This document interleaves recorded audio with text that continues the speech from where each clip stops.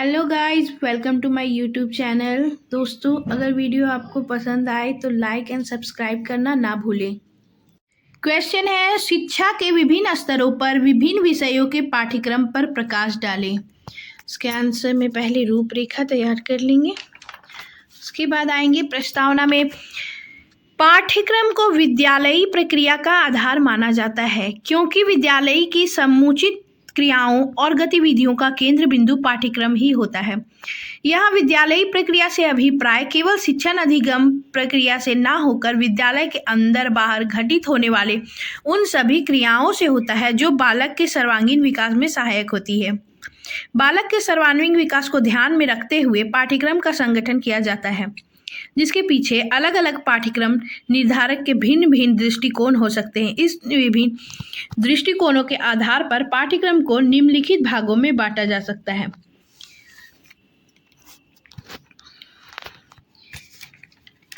पाठ्यक्रम के विभिन्न भाग।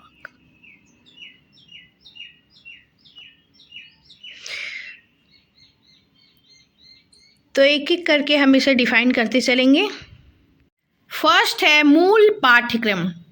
जैसा कि नाम से ही बोध होता है कि पाठ्यक्रम में कुछ विषय तो अनिवार्य होते हैं जिनमें किसी प्रकार का अन्य विकल्प नहीं होता है, जबकि कुछ विषय ऐसे भी हैं जिनमें विद्यार्थी अपनी व्यक्तिगत रुचि व योग्यता अनुसार चुनते हैं।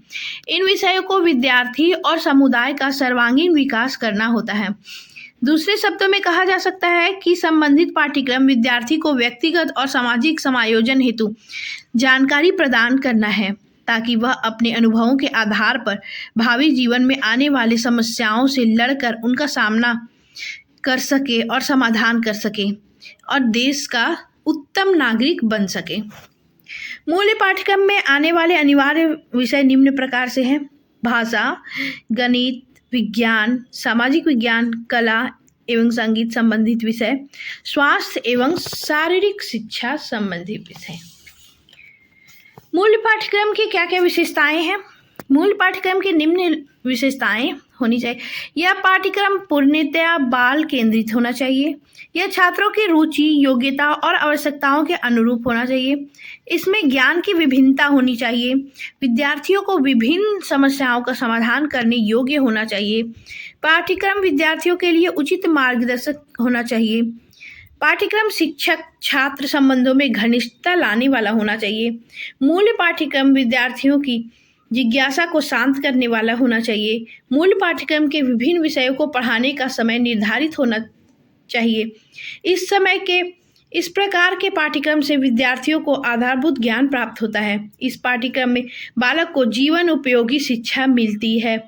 अन्य जितनी भी विशेषताएं हैं ये मूल पाठ्यक्रम के अंतर्गत आती हैं और ये मूल पाठ्यक्रम में होनी ही चाहिए। मूल पाठ्यक्रम के दोष क्या क्या है? मूल पाठ्यक्रम के दोष: यह पाठ्यक्रम केवल छोटी कक्षाओं के लिए ही अधिक उपयोगी माना जाता है। उच्च कक्षाओं में इसका महत्व क्षीण हो जाता है। ये जो पाठ्यक्रम मूल पाठ्यक्रम ये किसके लिए अधिक उपयोगी है? छोटी कक्षाओं के लिए। सेकंड है, विषयों की अधिकता के कारण शिक्षक का कार्यभार बढ़ जाता है। इसमें बहुत सारे विषय होते हैं जिसके कारण शिक्षक की कार्यभार बढ़ जाती है। विषयों की अधिकता के कारण क्रियान्वयन की समस्या भी उत्पन्न होती है। इस प्रकार के पाठ्यक्रम का मुख्य लक्ष्य विद्यार्थियों का उचित निर्देशन होता है, लेकिन यह उचित मार्गदर्शन करने में असफल रहता है। ये सब इसके क्या हो गए? दोष। अब आते हैं सेकंड में, बाल आधारित पाठ्यक्रम। किसी बालक को प्रभावी शैक्षिक ज्ञान प्रदान करने के लिए जरूरी है कि सर्वप्रथम उसके मनोविज्ञान को जाना जाए। बाल मनोवैज्ञानिक की जानकारी रखने वाला अध्यापक ही अपनी शैक्षिक प्रक्रिया को प्रभावी बना सकता है, क्योंकि इस प्रकार की शैक्षिक प्रक्रिया और पाठ्यक्रम का आधार कोई विषय विशेष ना होकर बालक होता है। बाल आधारित पाठ्यक्रम से भी हमारा अभिप्राय ऐसे पाठ्यक्रम से है जो बालक की रुचि, योग्यता, क्षमता व आवश्यकता को ध्यान में रखकर तैयार किया जाता है, क्योंकि इस प्रकार के पाठ्यक्रम का मुख्य उद्देश्य बालक का सर्वांगीण विकास होता है। इसलिए इसके निर्माण में बालक और उसकी समस्त गतिविधियों को ध्यान में रखा जाता है। बाल आधारित पाठ्यक्रम की विशेषताएं। बाल आधारित पाठ्यक्रम की निम्नलिखित विशेषताएं हैं। यह पाठ्यक्रम पूर्णतः बालक की रुचियों, क्षमताओं और आवश्यकताओं के अनुरूप होता है। इस प्रकार का पाठ्यक्रम बालक की क्रियात्मक पक्ष को मजबूत करता है। यह पाठ्यक्रम बालक के व्यक्तित्व विकास में अत्यंत सहायक सिद्ध होता है। यह पाठ्यक्रम पूर्णतः बाल विज्ञान के सिद्धांतों के अनुरूप होता है। यह पाठ्यक्रम बालक के अधिगम संबंधी पक्ष मजबूत करता है। इसी पाठ्यक्रम के आधार पर आधुनिक शिक्षण पद्धतियां विकसित हुई हैं, जो विद्यार्थियों के ज्ञान, बौद्धात्मक और भावनात्मक पक्ष को मजबूत करता है। यह पाठ्यक्रम बालक को व्यवहारिक ज्ञान प्रदान करता है, जिससे उसकी प्रायोगिक प्रवृत्ति विकसित होती है। इसमें पुस्तकीय और सैद्धांतिक पक्ष को अधिक महत्व नहीं दिया जाता है। अत्यधिक व्यवहारिक होने के कारण यह भावी जीवन हेतु अत्यंत उपयोगी सिद्ध होता है।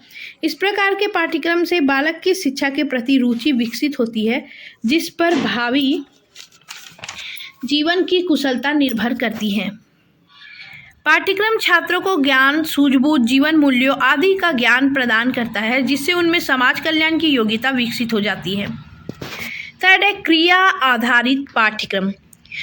यह वह पाठ्यक्रम है जिससे विभिन्न प्रकार की क्रियाओं और विभिन्न गतिविधियों में उनकी रुचि, योग्यता झलकती है। इन्हीं रुचियों और योग्यताओं के आधार मानकर अध्यापक विभिन्न स्तरों के विद्यार्थियों के लिए क्रियाएं का चुनाव करता है। ये चयनित क्रियाएं बालक और समाज की आवश्यकताओं के अनुरूप होती है। क्रिया आधारित पाठ्यक्रम को महत्व प्रदान करने वालों में अमेरिकी शिक्षा शास्त्री जॉन डीवी का प्रमुख है। इसके अनुसार बालकों के ऐसे कार्यों के द्वारा शिक्षा प्रदान करनी चाहिए जिससे आगे चलकर बालक समाज उपयोगी कार्य करने में सक्षम हो सके। क्रिया आधारित पाठ्यक्रम की विशेषताएं। क्रिया आधारित पाठ्यक्रम की निम्नलिखित विशेषताएं हैं। बालक के सर्वांगीण विकास के लिए अत्यंत सहायक सिद्ध होता है। यह पाठ्यक्रम समाज कल्याण की भावना का प्रमुख उत्प्रेरक है। पाठ्यक्रम निर्माण में बालक की रुचियों और आवश्यकताओं को विशेष महत्व दिया जाता है।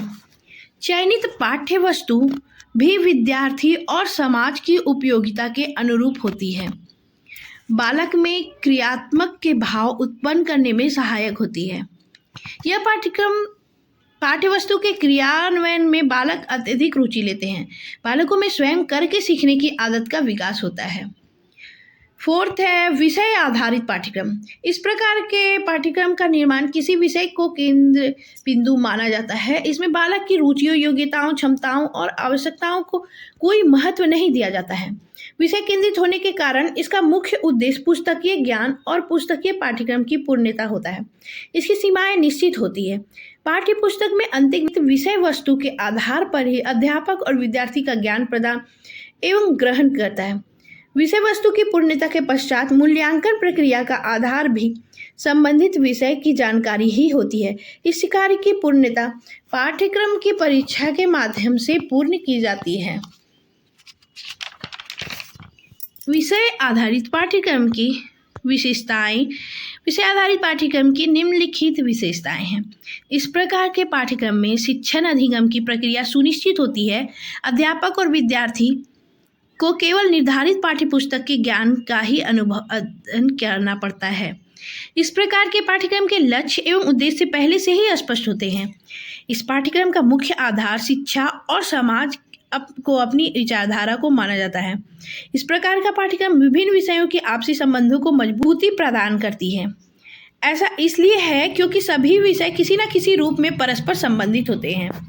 इस प्रकार के पाठ्यक्रम में प्रचलित विभिन्न कार्य पाठ्यक्रम निर्माण, क्रियान्वयन का मूल्यांकन अत्यंत सफलता से पूर्ण किए जा सकते हैं।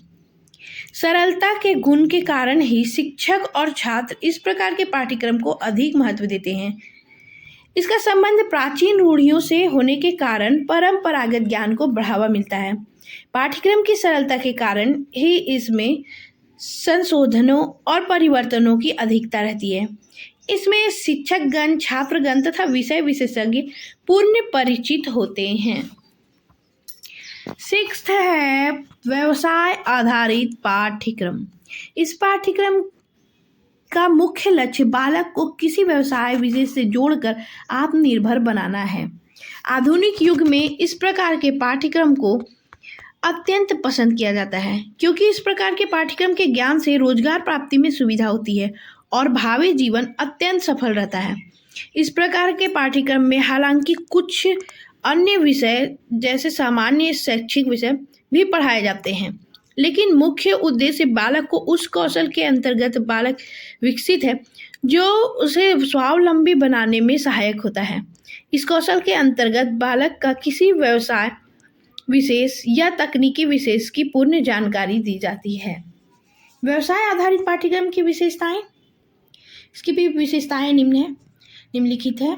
इस प्रकार का पाठ्यक्रम बालक को किसी व्यवसाय से जोड़ता है, बालक में आत्मनिर्भरता का गुण विकसित होता है, व्यवसायिक कौशल के साथ साथ सामान्य विषयों का ज्ञान भी प्राप्त किया जाता है, बालक में करके सीखने की आदत का विकास होता है। व्यवसायिक कुशलता के कारण बालक के भावी जीवन की सफलता की कामना की जा सकती है। इसके दोष के बारे में पढ़ते हैं। बालक के जीवन के किसी एक पक्ष को ही विकसित करता है। बालक को अन्य सामान्य विषयों की पूर्ण जानकारी नहीं हो पाती है।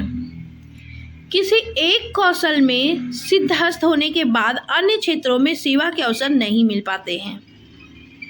विद्यार्थी जीवन में आजीविका कमाने के भाव ज्ञान रूपी धारा के प्रभाव में बाधक बनते हैं। ये हो गए हैं इसके दोस्त। तो नेक्स्ट 7 पॉइंट पे हम लोग आते हैं शिल्पकला आधारित पाठ्यक्रम। शिल्पकला से हमारा अभिप्राय कताई, बुनाई, रंगाई, सिलाई, कपड़े, चमड़े, लकड़ी और कृषि कार्यों की जानकारी से है। शिल्पकला आधारित पाठ्यक्रम में इस प्रकार के कार्यों को ही केंद्र बिंदु माना जाता है। दूसरे शब्दों में कह सकते हैं कि इस प्रकार के पाठ्यक्रम में विभिन्न शिल्पकलाओं को अधिक महत्व दिया जाता है। इन कलाओं के अतिरिक्त इस पाठ्यक्रम में अन्य विषयों को भी शामिल किया जाता है, लेकिन शिक्षण प्रशिक्षण का केंद्र इन्हीं शिल्पकलाओं को ही माना जाता है। गांधी जी की आधारभूत शिक्षण प्रशिक्षण का केंद्र में भी इस प्रकार का शिल्पकलाओं का वर्णन मिलता है। शिल्पकला आधारित पाठ्यक्रम की विशेषताएं निम्नलिखित है। इस प्रकार के पाठ्यक्रम से बालक को विभिन्न शिल्पकलाओं की जानकारी मिलती है, क्योंकि इस पाठ्यक्रम का केंद्र बिंदु शिल्पकला ही होती है। भारतीय सांस्कृतिक विकास में यह पाठ्यक्रम अत्यंत सहायक सिद्ध होता है। विभिन्न कलाओं के साथ साथ अन्य विषयों के अध्ययन से बालक की सामान्य जानकारी में वृद्धि होती है। बालकों की समाज तथा सामाजिक कार्यों के प्रति रुचि विकसित होती है। इस प्रकार का पाठ्यक्रम बालक को किसी व्यवसाय से जोड़ने में भी सहायक सिद्ध होता है। शिल्पकला आधारित पाठ्यक्रम की भी कुछ दोष हैं, विशेषताएं हैं तो दोष भी हैं। इसके दोष निम्नलिखित है। पाठ्यक्रम का केंद्र बिंदु शिल्पकला होने के कारण बालक का सर्वांगीण विकास नहीं हो पाता है, वो सीमित हो जाता है। बालक को किसी शिल्प विशेष की ही जानकारी हो पाती है। ऐसे पाठ्यक्रम में अन्य सामान्य विषयों को कम महत्व दिया जाता है तथा बालकों को पूर्ण सामान्य की जानकारी नहीं मिल पाती है। किसी शिल्पकला की पूर्ण जानकारी प्राप्त करने के बाद बालक को दूसरे क्षेत्रों में अवसर नहीं मिल पाता है। तो ये थे इनके दोष। नेक्स्ट पॉइंट में हम लोग आएंगे शास्त्रीय पाठ्यक्रम। यह पाठ्यक्रम केंद्रीय अनेक शास्त्रीय भाषाओं, अनेक शास्त्रों, दर्शन तथा ज्योतिष संबंधी शिक्षा प्रदान की जाती है। इस प्रकार के पाठ्यक्रम का उद्देश्य बालक के नैतिक और आध्यात्मिक पक्ष को मजबूत करना होता है। इसी के फलस्वरूप केंद्र बिंदु भी विभिन्न नैतिक और आध्यात्मिक विषय ही होते हैं। वैदिक कालीन शिक्षा व्यवस्था जब गुरुकुलों और आश्रमों में शिक्षा प्रदान की जाती थी, जब इस शिक्षा का अत्यंत महत्व था, लेकिन आधुनिक युग में यह पाठ्यक्रम विद्यार्थी और समाज की आवश्यकताओं के अनुसार खरा नहीं उतरता, जिसके कारण इस पाठ्यक्रम की उपयोगिता धीरे धीरे कम होती जा रही है। शास्त्रीय पाठ्यक्रम की निम्नलिखित विशेषताएं। बालक के नैतिक विकास में सहायक सिद्ध होता है। यह पाठ्यक्रम बालक के आध्यात्मिक पहलू को भी विकसित करने में सहायक होता है। शास्त्र संबंधी जानकारी के अतिरिक्त बालकों की अन्य जानकारी बौद्धिक और मानसिक विकास में सहायक होता है। इस पाठ्यक्रम के माध्यम से बालकों का आचरण और सकारात्मक व्यवहार विकसित होता है। बालकों में तर्क शक्ति और चिंतन मनन की योग्यता विकसित होती है। बालकों में विशुद्ध चरित्र और विनम्रता के भाव विकसित होती है। इनके भी कुछ दोष हैं। बालक के सर्वांगीण विकास में सहायक नहीं है। यह पाठ्यक्रम बालक की रुचि और आवश्यकताओं की पूर्ति में सहायक सिद्ध नहीं होता है। इस पाठ्यक्रम से बालक का केवल नैतिक और आधुनिक पक्ष ही विकसित होता पाता है। आधुनिक युग में इस पाठ्यक्रम का कोई महत्व नहीं रह गया है। इस पाठ्यक्रम में सामाजिक आवश्यकताएं और इच्छाएं भी पूर्ण नहीं हो पाती है। नेक्स्ट है समस्या आधारित पाठ्यक्रम। इस पाठ्यक्रम का केंद्र बिंदु कोई विशेष क्रिया या अनुभव ना होकर एक समस्या होती है।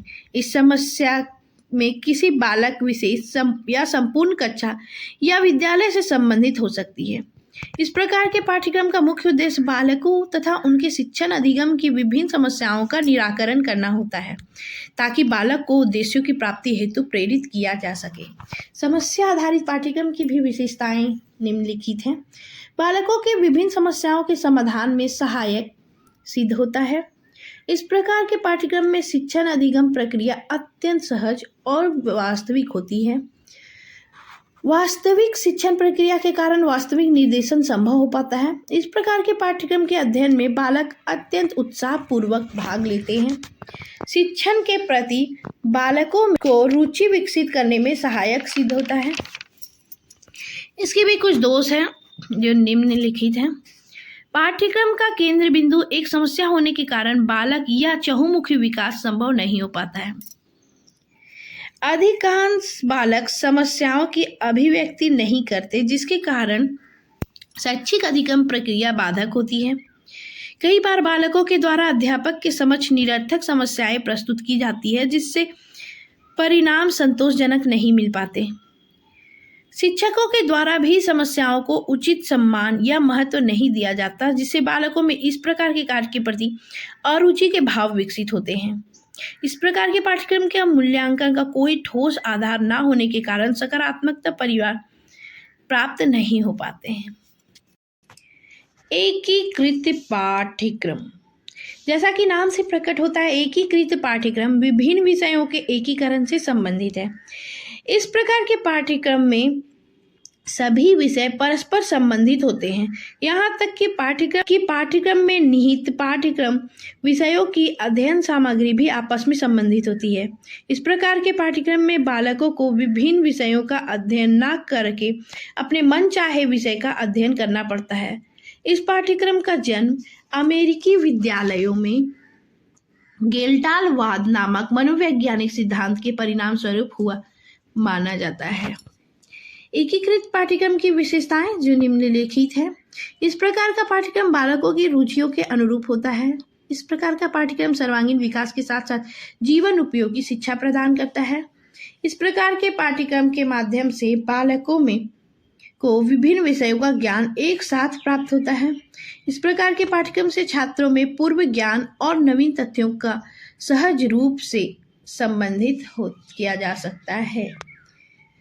नेक्स्ट है मिश्रित पाठ्यक्रम। मिश्रित पाठ्यक्रम से हमारा अभिप्राय उस पाठ्यक्रम से है जिसमें 2 या 2 से अधिक विषयों को एक ही विषय के अंतर्गत मिला लिया जाता है। इस प्रकार का पाठ्यक्रम मिश्रण के सिद्धांत को विकसित करता है। इसके अतिरिक्त इस पाठ्यक्रम में अधिगम की अन्य इकाइयों को भी मिला लिया जाता है। उदाहरण स्वरूप इतिहास, भूगोल, नागरिक शास्त्र व अर्थशास्त्र आदि विषयों को मिलाकर सामाजिक विज्ञान बना दिया जाता है और भौतिक विज्ञान, रसायन विज्ञान और जीव विज्ञान को मिलाकर सामान्य विज्ञान का नाम दिया जाता है। इस प्रकार के पाठ्यक्रम को मिश्रित पाठ्यक्रम का नाम दिया जाता है। मिश्रित पाठ्यक्रम की भी विशेषताएं निम्नलिखित हैं। मिश्रित पाठ्यक्रम की विशेषताएं। बालकों की ज्ञानार्जन संबंधी जिज्ञासाएं शांत हो जाती हैं। इस प्रकार का पाठ्यक्रम बालकों के लिए बोझिल और उबाऊ नहीं होता। इस प्रकार के पाठ्यक्रम में कई विषयों की जानकारी होती है। इसी पाठ्यक्रम से व्यापक क्षेत्रीय पाठ्यक्रम का जन्म होता है। इस पाठ्यक्रम में विभिन्न संबंधित विषयों का परस्पर घनिष्ठ सहसंबंध होता है। इसके अलावा भी और शिक्षा स्तर के विभिन्न पाठ्यक्रम निम्नलिखित है, जिसमें आते हैं सैद्धांतिक पाठ्यक्रम। सैद्धांतिक पाठ्यक्रम का संबंध पाठ्यक्रम के उस क्षेत्र से होता है जो कि सिद्धांतों के आधार पर आधारित होते हैं। यह सिद्धांत पाठ्यक्रम के विभिन्न क्षेत्र, अनुशासन, विषय वस्तु, शिक्षण प्रणालियों से संबंधित होते हैं। इस प्रकार के पाठ्यक्रम का क्षेत्र सिद्धांत आधारित और सीमित होता है। नेक्स्ट है व्यवहारिक पाठ्यक्रम। व्यवहारिक पाठ्यक्रम को मुख्य रूप से व्यवहार में लाया जा सकता है। इसका संबंध मुख्यतः करके सीखो से होता है। यह पाठ्यक्रम मुख्य रूप से मेडिकल क्षेत्र में लागू किया जाता है। उत्पादकता संबंधी पाठ्यक्रम। इस प्रकार के पाठ्यक्रम का संबंध मुख्यतः उत्पादकता से होता है। यह पाठ्यक्रम कृषि विज्ञान तथा अन्य मैकेनिकल कार्यों से संबंधित होता है। यह पाठ्यक्रम भी व्यवहारिक पाठ्यक्रम कहलाता है। व्यावसायिक पाठ्यक्रम अगला है। व्यावसायिक पाठ्यक्रम का संबंध मुख्य रूप से व्यवसाय से होता है। इसके द्वारा बालकों को व्यवसाय से संबंधित शिक्षा प्रदान की जाती है। इस प्रकार के पाठ्यक्रम के अंतर्गत व्यावसायिक कोर्स जैसे बीएड, बीएचएमएस, बीएएमएस, बीडीएस आदि को रखा जाता है। एकीकृत पाठ्यक्रम। इसका संबंध मुख्यतः एक निश्चित पाठ्यक्रम से होता है। यहाँ एकीकृत का तात्पर्य एक ही विषय पर केंद्रित पाठ्यक्रम से है, अर्थात बीकॉम ऑनर्स या बीएससी ऑनर्स इत्यादि, जिसमें एक ही विषय वस्तु को आधार बनाकर पाठ्यक्रम निर्माण किया जाता है। नेक्स्ट है सहसंबंधित पाठ्यक्रम। सहसंबंधित पाठ्यक्रम का तात्पर्य उस पाठ्यक्रम से होता है जो कि एक पाठ्यक्रम दूसरे से संबंधित हो। जैसे कि बीएड करने के पश्चात यदि एमएड किया जाए तो बीएड का भी मूल्य बढ़ जाता है इत्यादि। नेक्स्ट है शुद्ध पाठ्यक्रम। यह छात्रों को प्रारंभिक स्तर व माध्यमिक स्तर प्रदान कराती है। यह पाठ्यक्रम मुख्य रूप से न्यू पाठ्यक्रम भी कहलाते हैं। नेक्स्ट है माध्यमिक पाठ्यक्रम। इसमें छात्रों को माध्यमिक स्तरीय ज्ञान कक्षा 8 से कक्षा 12 तक का ज्ञान दिया जाता है। नेक्स्ट है बहु पाठ्यक्रम। इसका संबंध बहु रूप से शिक्षण प्रदान करने से होता है। एक साथ कई शिक्षण कार्य जैसे कि बीएड के साथ कंप्यूटर कोर्स इत्यादि कराए जाते हैं। अतः उपयुक्त प्रकार से पाठ्यक्रमों के द्वारा विद्यालय में शिक्षा प्रदान की जाती है। अब आएंगे हम इसके निष्कर्ष में। उपयुक्त अध्ययन के आधार पर यह निष्कर्ष पाते हैं कि पाठ्यक्रम शिक्षा का आधार है, जिसकी राह पर चल के शिक्षा के उद्देश्यों की पूर्ति की जाती है। पाठ्यक्रम के अनुसार छात्र अपना अधिगम कार्य करते हैं और पाठ्यक्रम द्वारा ही विषयों को क्रमबद्ध तरीके से किया जाता है। समाज की आवश्यकता को देखते हुए ही किसी भी पाठ्यक्रम का निर्माण किया जाना आवश्यक है। पाठ्यक्रम एक ऐसा साधन है जिसकी सहायता से प्रत्येक विद्यार्थी को उसके समय के सदुपयोग एवं ज्ञानार्जन की दिशा में सजग रखा जा सकता है। इसके साथ ही साथ शिक्षकों को भी उनके कर्तव्यों की पूर्ति हेतु सही दिशा मिलती रहती है। इस प्रकार शिक्षा की प्रक्रिया में शिक्षा के विभिन्न विषयों की पाठ्यक्रम के उद्देश्यों की प्राप्ति तथा बालकों के सर्वांगीण विकास में सहायक सिद्ध होती है। तो दोस्तों, अगर वीडियो आप सभी के लिए उपयोगी हो और पसंद आए तो वीडियो को लाइक, सब्सक्राइब, शेयर करना न भूलें। धन्यवाद।